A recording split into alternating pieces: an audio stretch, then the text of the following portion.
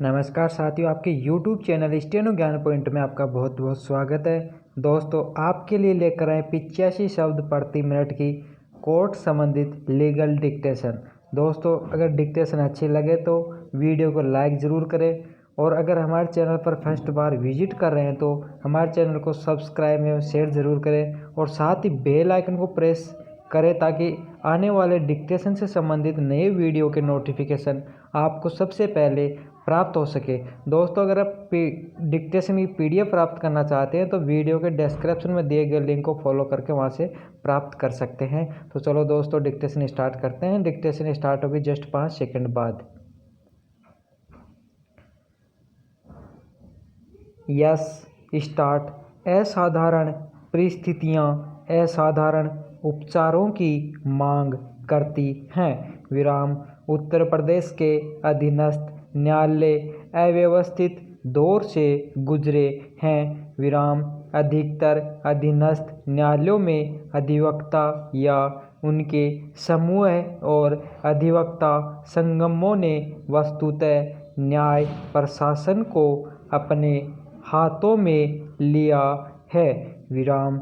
इन अधिवक्ताओं ने अपने पक्ष में आदेश कराने के लिए न्यायाधीशों को धमकाते हुए अभित्रस्त किया है। विराम। न्यायिक अधिकारी प्राय विभिन्न जिलों के होने के कारण दबाव का विरोध करने में समर्थ नहीं होते हैं और इन अधिवक्ताओं के असर में आ जाते हैं।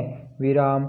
यह बात अधिवक्ता वर्ग और न्यायपीठ के बीच असंतुलन उत्पन्न करती है जिसका अधिवक्ता सम्यक फायदा उठाते हैं। विराम। इन असाधारण परिस्थितियों में उच्च न्यायालय न्यायिक अधिकारियों के संरक्षण के लिए अपने संवैधानिक कर्तव्यों से विमुख नहीं हो सकता। विराम।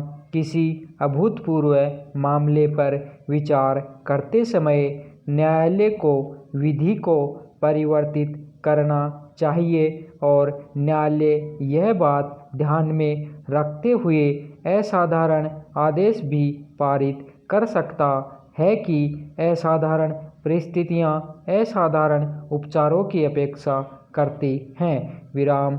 अवमान के लिए संज्ञान करने और कार्रवाई करने के लिए अनुध्यात प्रक्रिया का प्रयोग विधि द्वारा अर्थात न्यायालय अवमान अधिनियम 1971 और इलाहाबाद उच्च न्यायालय नियम 1952 के अध्याय 35 में न्यायालय द्वारा विरचित नियमों में विहित प्रक्रिया के अनुसार किया जाना चाहिए।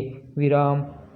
तथापि जहां इस न्यायालय ने मामले का संज्ञान कर लिया हो वहां न्यायालय को अभिकथित अवमानकर्ता को दंडित करने की कोई कार्रवाई नहीं करनी चाहिए। विराम। हम केवल अपने अधिकारियों का संरक्षण करने और एटा स्थित न्यायालयों में न्याय प्रशासन को सुचारू रूप से चलाने का प्रयत्न कर रहे हैं। विराम। अवमानकर्ता का आपराधिक इतिहास तथ्यों की स्वीकारोक्ति जिसमें उसके कार्य दुराग्रही पाए गए थे और उसे 2 पूर्वोत्तर अवसरों पर क्षमा मांगने पर उन्मोचित किया गया था और उसके विरुद्ध किए गए अभिकथन जिनके अनुसार उसके द्वारा न्यायिक अधिकारियों को लगातार अभित्रस्त करना पाया गया था। न्यायालय को अवमानकर्ता को एटा के न्यायालयों में प्रवेश करने से रोकने वाले अंतरिम आदेश जारी करने के लिए बाध्य करते हैं। विराम। उत्तर प्रदेश की बार कौंसिल उसके क्रियाकलापों से पूर्णतया अवगत है किंतु उसने मामले में कोई कार्रवाई करना पसंद नहीं किया। विराम। वस्तुतः बार कौंसिल ऐसे किसी मामले में संज्ञान ही नहीं करती है। विराम। न्यायालय उत्तर प्रदेश बार कौंसिल की उन कानूनी शक्तियों में हस्तक्षेप नहीं कर सकता जो अवमानकर्ता के विरुद्ध उसके व्यवसाय करने के अधिकार के संबंध में समुचित कार्यवाहियां करने के लिए प्रदत्त की गई हैं और बार कौंसिल में उसके रजिस्ट्रीकरण के आधार पर उसमें निहित व्यवसाय करने के अधिकार को नहीं छीन सकता। विराम उसे व्यवसाय करने से विवर्जित नहीं किया गया था, अपितु केवल उन मामलों में जिनमें वह अधिवक्ता था, एटा के न्यायालयों में उपस्थित होने से रोका गया था। विराम उसके द्वारा न्यायालय का सम्मान किए बिना बार बार दोहराया गया दुराग्रही आचरण न्यायिक अधिकारियों को बार बार अभित्रस्त करने और भ्रिकुटी तानने का आचरण न्यायिक अधिकारियों का संरक्षण करने और एटा के न्यायालय परिसर में अनुशासन कायम करने और शांति बनाए रखने की अपेक्षा करता है।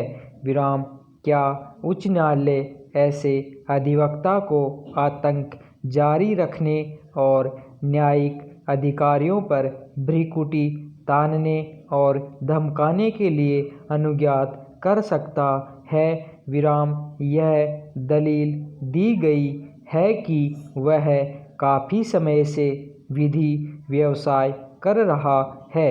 विराम न्यायालय इस बात पर विचार नहीं कर रहा है कि अवमानकर्ता या ऐसे अधिवक्ता न्यायिक अधिकारियों को अभित्रस्त करते हुए पिछले काफ़ी समय से विधि व्यवसाय कर रहे हैं। विराम यह ऐसे प्रश्न हैं जो बार कौंसिल के समक्ष उठाए जा सकते हैं। विराम तथापि न्यायालय अपने न्यायिक अधिकारियों की सुरक्षा के लिए अपना संवैधानिक कर्तव्य निभा रहा है। विराम पैरा अवमान कार्यवाहियां दो वर्गों के अंतर्गत आती हैं, अर्थात ऐसी कार्यवाहियां जो न्यायालय द्वारा स्वप्रेरणा से आरंभ की गई हों और वे कार्यवाहियां जो अन्यथा संस्थित की गई हों और उसके पश्चात न्यायालय ने स्वयं कार्रवाई की हो। विराम स्वप्रेरणा से की गई कार्यवाही में स्वयं न्यायालय का यह कर्तव्य है कि वह सूचना जारी करके कार्यवाहियां आरंभ करे। विराम धन्यवाद।